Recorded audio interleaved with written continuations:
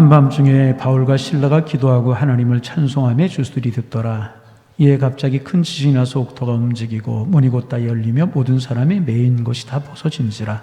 간수가 자다가 깨어 옥문들이 열린 것을 보고 주술이 도망한 줄 생각하고 칼을 빼어 자결하려 하거늘 바울이 크게 소리질러 이르되 내 몸을 상하지 말라. 우리가 다 여기 있노라 하니 간수가 등불을 달라고 하며 뛰어 들어가 무서워 떨며 바울과 실라 앞에 엎드리고 그들을 데리고 나가 이르되 선생들이여 내가 어떻게 하여 구원을 받으리까 하거늘 이르되 주 예수를 믿으라. 그리하면 너와 네 집이 구원을 받으리라 하고 주의 말씀을 그 사람과 그 집에 있는 모든 사람에게 전하더라.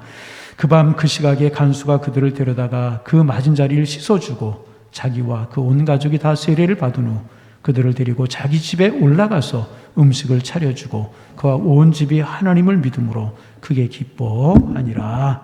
아멘. 제가 아는 어느 목사님이 북한에 오래전에 다녀오셨는데 북한에 가서 느낀 것들이 많이 있지만은 북한에 가 보니까 어느 나라를 가든지 골목길에서 떠돌고 노는 어린아이들의 목소리와 어린아이들을 제일 먼저 만날 수가 있는데 북한에 가니까 어린아이들의 떠드는 소리와 어린아이들을 만날 수가 없었다. 그런 자유까지 감춰진 나라가 북한이더라. 그런 이야기를 오래전에 하시는 거 들어봤어요. 제가 왜 이 말씀을 하면서 말씀을 시작하냐 하면 오늘 유아 세례를 받아서 저 위층에 아이들이 있어요. 그래서 오늘은 특별히 이제 어린아이들 2층에 구별했어요. 예배 시간에 설교 시간에 좀 아이들 소리가 나고 울음소리가 나면 이게 우리에게 축복이구나. 아멘 소리가 우리 교회 주신 은혜구나. 선물이구나. 요즘 같은 때 아이 소리가 나고 웃음소리, 울음소리가 퍼진다는 것은 틀림없는 하나님의 축복이요 선물입니다. 그래서 울음소리, 아이들 소리가 날 때마다 하나님 은혜 주셨구나, 귀하구나 그런 마음으로 들으시면서 예배 드리면 은혜가 되리라고 생각하게 됩니다. 1889년 오스트리아의 한 마을에서 한 사내 아이가 태어났습니다. 그런데 이 아이는요 출생부터 축복받지 못한 출생이었습니다. 왜냐하면 아버지와 어머니가 정상적인 결혼으로 이루어진 부부관계가 아니었기 때문에 그랬습니다. 이 아버지와 어머니는 사촌지간이었어요. 그래 결혼을 해서는 안 되는 관계였는데 어찌어찌 하다 보니까 둘이 결혼하게 되었고 자식을 낳게 되었습니다. 그들은 그들의 결혼이 누가 축복하지 않고 그들의 결혼이 불행한 결혼이라고 하는 사실을 알았기 때문에 아이를 원하지 않았지만 아이가 생기게 되었고 태어나면서부터 이 아이는 사랑받지 못하고 태어났고 자라면서 사랑받지 못하고 태어났고 오히려 아버지와 어머니가 서로를 욕을 하고 싸우고 손가락질하는 것을 보며 자라게 되었습니다. 아버지는 술을 먹고 들어와서 이 불행의 원인이 당신 때문이라고 어머니에게 행패를 부리고 아내는 눈물을 흘리며 남편에게 대들고 서로 물건을 던지고 욕을 하고 싸우는 모습을 보면서 이 소년은 어린 시절을 보내게 되었습니다. 부모님들이 따뜻하게 사랑하고 이야기하는 모습을 본 적이 없기 때문에 그의 심성은 삐뚤어질 대로 삐뚤어지게 되었습니다. 그리고 불행하게도 그의 나이 10대 때에 그의 아버지가 어머니가 다 돌아가셔서 그 소년은 고모네 집으로 보내졌고 고모네 집에 얹혀 사는 그런 신세가 되었습니다. 그런데 이 고모도 알코올 중독자였었습니다. 저녁마다 술을 먹고 들어와서 울고 세상을 비난하고 한풀이를 합니다. 어린이 소년이 고모의 술주정을 받아주고 견딜 수가 없어서 그만 집에서 나오게 됩니다. 그리고 독일의 군대에 자원해서 입대를 하게 되고 이 소년은 군대에서 자기네 적성에 맞는 전쟁과 싸움에 취미를 붙이게 됩니다. 그래서 그는 자기 속에 억눌려 있던 모든 본성들을 폭발하면서 자기의 만족을 군대에서 이제 찾게 됩니다.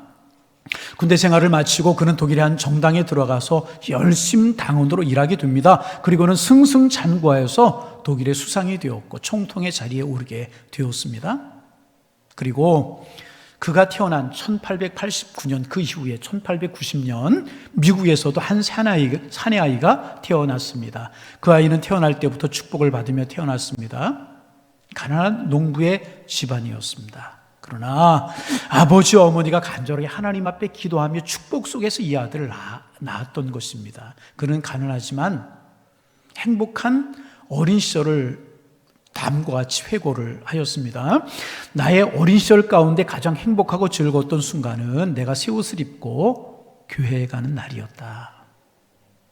교회 가서 하나님의 말씀을 듣고 찬송을 하고 믿음의 식구들과 하루를 보내는 것이 내 인생에서는 가장 행복한 순간이었다. 부모의 농사일을 도우면서 틈틈이 공부한 그는 20살에 미국 육군 사관학교에 들어가게 되었고 열심히 군인의 길을 걸어서 높은 지위에 오르게 되었습니다.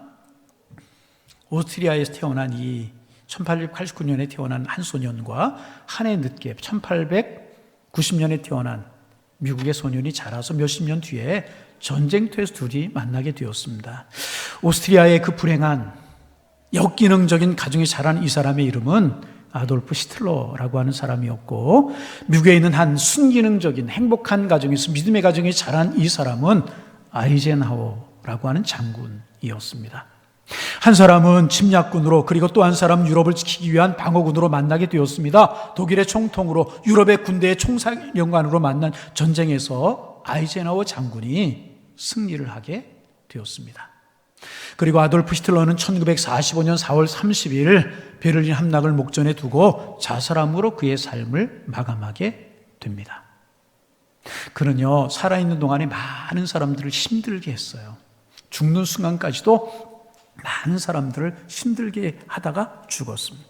그도 사랑에 대해서 배운 것이 없기 때문에 아주 비극적인 사랑을 했습니다. 조카를 사랑해서 조카와 결혼하려고 했지만 사회적인 으로 용납되지 않자 다른 여인을 사랑했는데 그가 자살하기 전날 저녁에 그 여인과 결혼식을 올립니다.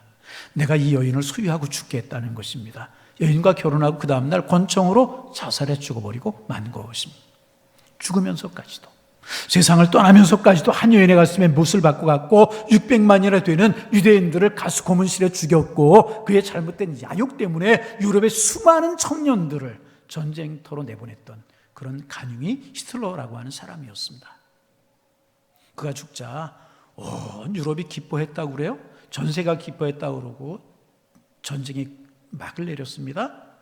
그런데 같은 시대를 살던 아이젠하워는 전쟁을 승리로 이끌어서 유럽을 해방시켰고, 미국에 돌아와서 대학 총장을 총장을 거쳐서 존경받는 사람이 되었고 급기야는 미국의 대통령이 되었습니다. 그는 그렇게 존경받는 인생을 살다가 히틀러가 죽은 지 24년 후에 그도 죽게 됩니다. 그가 죽었을 때 전 미국이 애도를 하고요, 전 세계가 슬퍼했다고 그래요. 히틀러가 죽었을 때는 전 세계가 기뻐했는데 아이젠하워가 죽었을 때는 전 세계 사람들이 슬퍼했다는 것입니다. 여러분, 무슨 차이겠습니까? 두 사람 다 유능하고 능력 있는 사람들이었습니다. 아돌프 히틀러 대단한 천재였다고 그래요. 어려서부터 그림 그리는 솜씨가 뛰어나서요, 청소년기에 벌써 전문 화가들의 실력을 뛰어넘었다고 그러잖아요.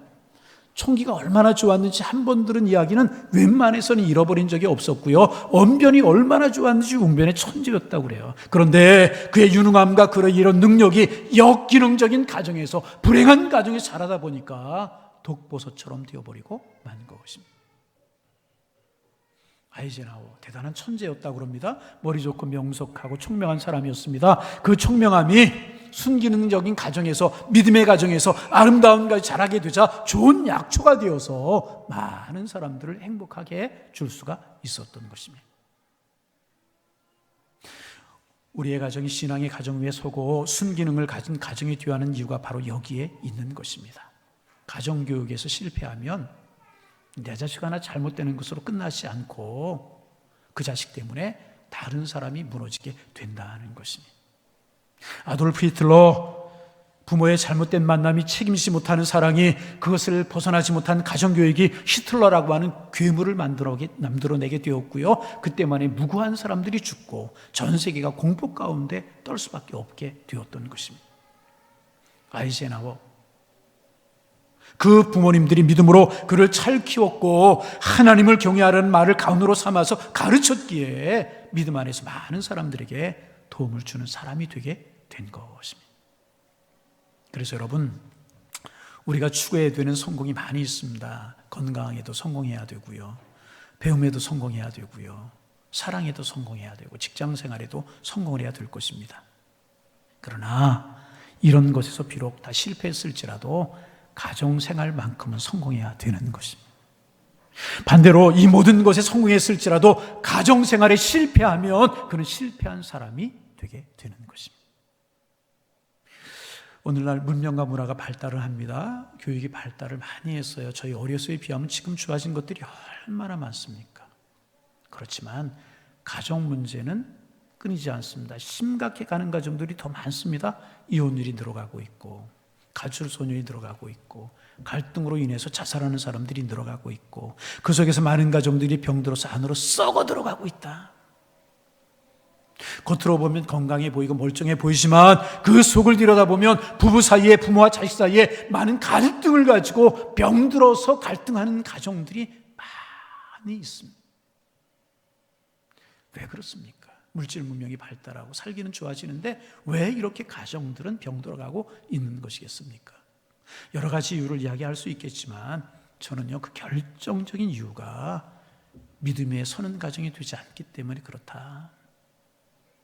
믿음 위에 서야 되는데 그렇지 못했다. 그래서 그런 거라고 말씀을 드리고 싶어요. 하나님을 경외하는 신앙의 바탕 위에 서게 될 때 그 가정은 비로소 좋은 가정이 되게 되는 것입니다. 이렇게 말씀드리면 어떤 분들은 이렇게 물을 수 있습니다. 목사님, 믿음 없는 가정들 중에도요, 좋은 가정들 많이 있습니다. 우리 친척 누구누구의 가정도 그렇고요, 내가 아는 우리 집 누구네도 그렇습니다. 교회 안 다니고 믿음 없는데요, 그 가정이 얼마나 행복하고 그 가정이 얼마나 화목한지 교회 다니는 가정보다 더 좋은 가정들 많이 있습니다. 이렇게 이야기하는 분들이 있을 수 있습니다. 옳은 이야기입니다. 그럴 수 있습니다. 그런데 여러분, 정말 온전하고 좋은 가정이겠습니까? 아닙니다. 부분적으로 좋은 가정일 뿐인 것입니다. 여러분, 아무리 화목하고 사랑을 나누고 아무리 서로에게 위로와 사랑이 있는 가정일지라도요, 영적인 면에서 하나가 되지 못하면 그 가정은 부족한 가정인 것입니다. 인간은요, 육체만 가진 존재 아니에요. 육체도 가지고 있고 정신도 가지고 있고 영적인 존재이기 때문에 그 영혼이 하나 되지 못하면, 육신과 정신만 하나가 된다라고 하면 그 가정이 좋은 가정일 수 없는 거예요. 잠시 또 부분적으로 좋을 수가 있는 것입니다. 그러나 영혼의 공허에 시달릴 수밖에 없고 영혼이 벌들게 되는 것입니다. 행복한 가정이 될 수가 없는 것입니다. 그러므로 건강한 믿음 위에, 바른 신앙 위에 비로소 온전한 가정이 설 수 있게 되는 것입니다. 혹자는 또 이렇게 말합니다. 목사님, 믿음이 좋은데요, 가정생활에는 엉망인 사람도 제가 많이 보았습니다. 목사님 가정인데요, 장로님 가정인데요, 권사님 가정인데요, 그 집은 지옥입니다. 그 집에 가보면 예수 안 믿는 가정보다 더 형편이 없고 찬바람이 쌩쌩 불고 더 싸우는 가정 여럿 보았습니다. 어떻게 된 것입니까? 이렇게 이야기하는 분도 계십니다. 맞습니다. 그런 가정 드물지만 있습니다. 이유가 있어요. 건강한 믿음 위에 가정을 세우지 못했기 때문에 그래. 신앙은 가지고 있는 것 같지만 건강한 가정 위에 믿음에 세우지 못하고 여전히 유교적인 원리를 따르고 인간적인 원리를 따르기 때문에 그 가정이 병들게 되게 되는 것입니다. 그러므로 건강한 가정을 이루려고 하면 건강한 믿음으로 살아가야 될 것이라. 그런 면에서 오늘 보면 우리에게 귀한 교훈을 준다고 말할 수 있어요. 사도 바울이 선교여행을 하다가 유럽 쪽으로 가려고 하는데, 아시아 쪽으로 가려고 하는 성령이 막으시는 거예요. 그래서 사도 바울이 유럽으로 건너가서 빌립보라고 하는, 지금도 있는 도시 빌립보라고 하는 도시에 가서 복음을 전해요. 한 여인의 무리를 만나서 그들에게 복음을 전하다 예수를 믿게 되고 그 중에 루디아라고 하는 사람 만나잖아요. 그 여인은 사도 바울을 집으로 초청해서 온 집안 전체를 예수 믿게 만들어요. 그 다음날 사도 바울이 길거리를 걸어가고 있는데 빌립보에서 한 여인이 귀신이들 점을 치고 있는 거예요. 그 영혼이 얼마나 불쌍합니까? 예수의 이름으로 귀신을 쫓아줍니다. 온전한 상태로 돌아옵니다. 문제가 생겼어요. 그 여인을 고용해서 점을 보는 사람들이 있었는데 자기들의 돈줄이 끊긴 거예요. 그러니까 바울과 실라를 소요를 일으키고 사람들을 선동한다라고 하는 제목을 붙여가지고 고소를 해가지고 심한 매질을 하고 착고에 채워서 깊은 감옥에 집어넣어 던져버리고 맙니다. 그렇지만 바울과 실라는 실망하지 않고 낙심에 누워있지 않고요, 그 밤에 찬송하고 기도합니다. 기도하고 찬송합니다. 그러자 우리가 아는 대로 하나님의 기적이 나타나잖아요. 지진이 나고 옥토가 흔들려서 옥문이 열리게 됩니다.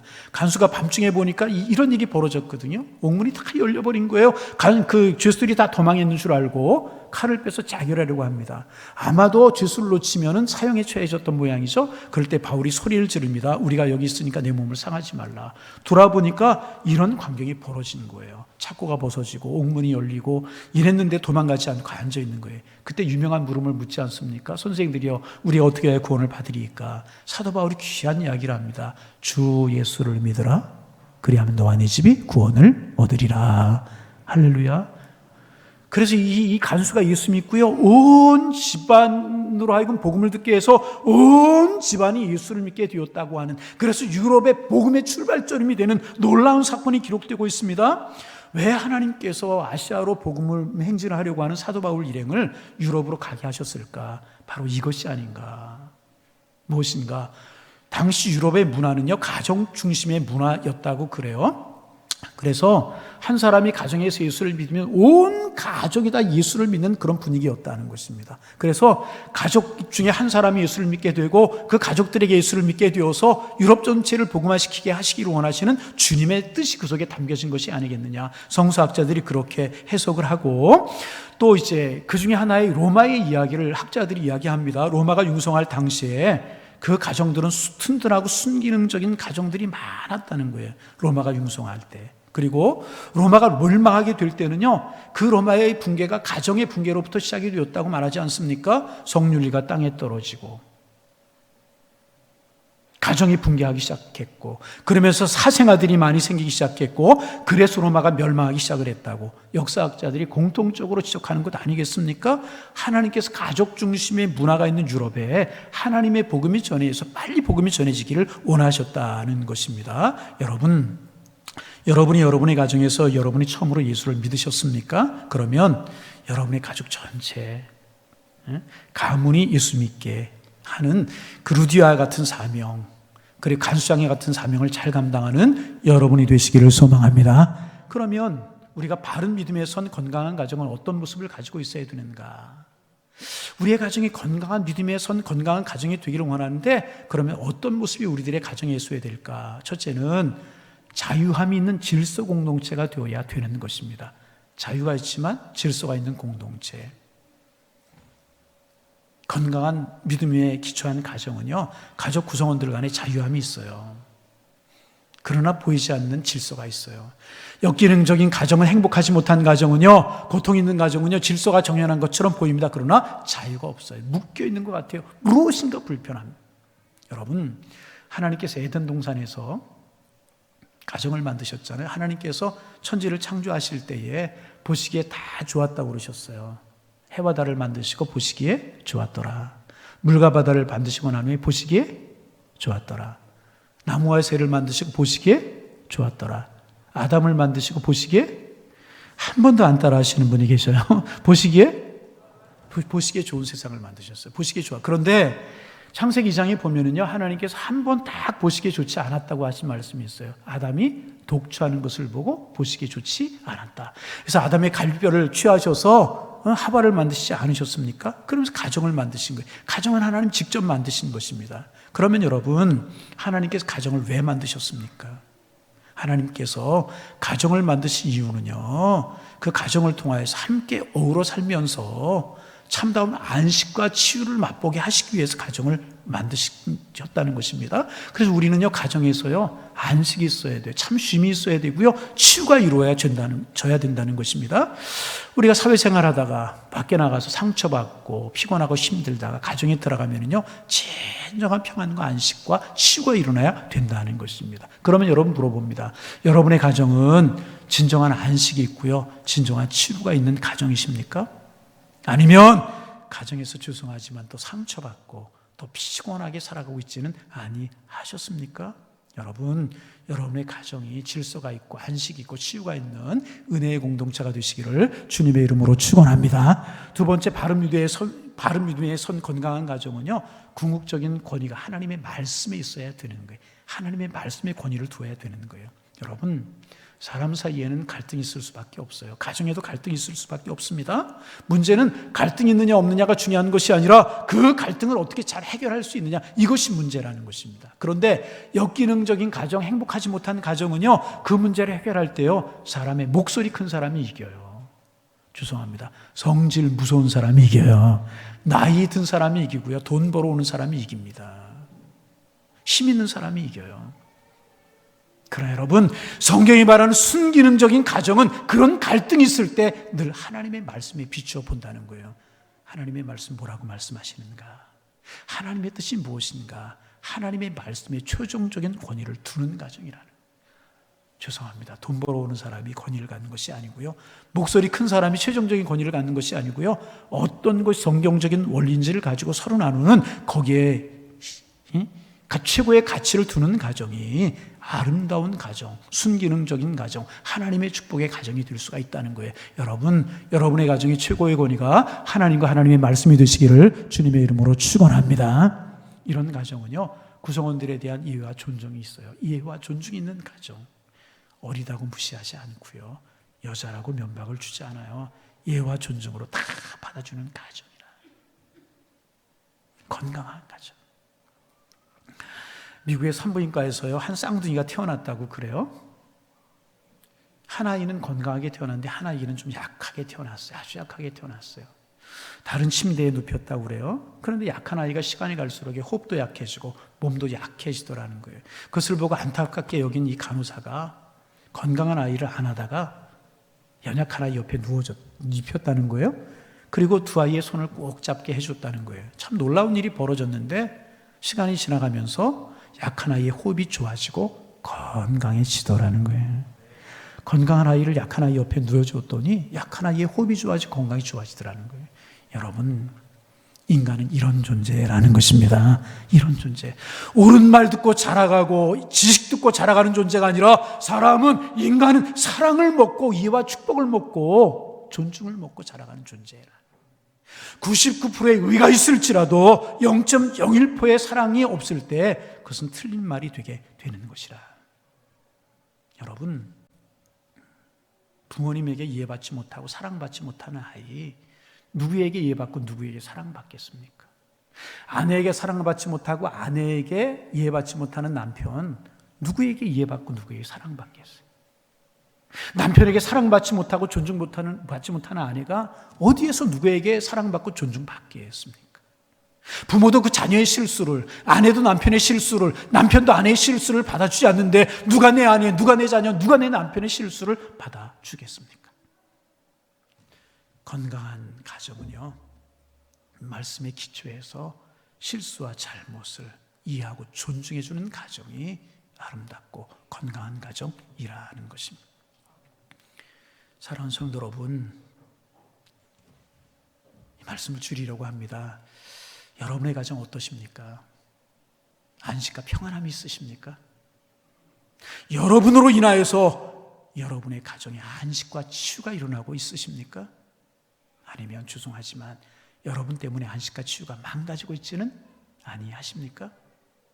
이 시간 여러분의 가족 구성원들의 얼굴을 하나씩 머릿속에 떠올려 보시기를 바랍니다. 가족들을 머릿속에 그려보시기를 바랍니다. 그 가족들이 여러분 때문에 정말 가정에서 안식을 누리고 있고 쉼을 얻고 있고 여러분을 대하시면서 그 가족들이 치유를 받고 있습니까? 아니면 더 피곤해하고 있지는 아니하십니까? 여러분 어떤 사람이십니까? 히틀러와 같은 사람입니까? 아이젠하워 같은 사람이십니까? 히틀러가 만나는 사람들 다 힘들어지고 다 죽었어요. 주변에 있는 사람들 다 불행해졌어요. 그러나 아이젠하워 주변에 있는 사람들 다 살아났어요. 여러분의 가정에서 어떤 존재예요? 여러분의 가정이요, 질서가 있는 가정 되게, 하나님의 말씀 우선순위에 있는 가정이 되기 위해서 이해와 존중과 사랑과 축복이 있는 가정 되도록 여러분 힘쓰셔서요, 여러분 복되고 여러분의 가정이 행복하고 하나님이 인정하시고 하나님의 축복이 흘러내려갈 수 있는 복 있는 가정이 되어서 대를 거듭해 갈수록에 하나님의 은혜 가운데 거하실 수 있는 그런 가정들 다 되실 수 있기를 주님의 이름으로 축원합니다. 하나님, 가정의 달을 시작하면서 가정됨에 대해서, 가족됨에 대해서 나는 가정에서 어떤 사람이 되어야 되는가를 묵상하며 생각해 보았습니다. 나 때문에 가족들이 쉼을 얻고 안식을 얻는, 치료를 받는 그런 은혜가 우리의 가정에 있게 하여 주옵소서. 하나님, 질서가 있고 하나님의 말씀의 권위가 우선순위에 가 있고 이해와 존중 있는 가정 되게 하셔서 행복한 가정, 바른 믿음에 선 건강한 가정 될 수 있도록 도와주셔서 부모님들은 부모님들대로, 자녀들은 자녀들대로 행복하고 모든 식구들이 주님의 축복 속에 살아가는 우리의 가정들 될 수 있도록 주님 축복하여 주옵시고, 우리 모두 행복과 기쁨을 주는 그러한 삶을 살아가는 하나님의 사람들 될 수 있도록 주께서 인도하여 주옵소서. 예수님의 이름으로 기도하옵나이다. 아멘.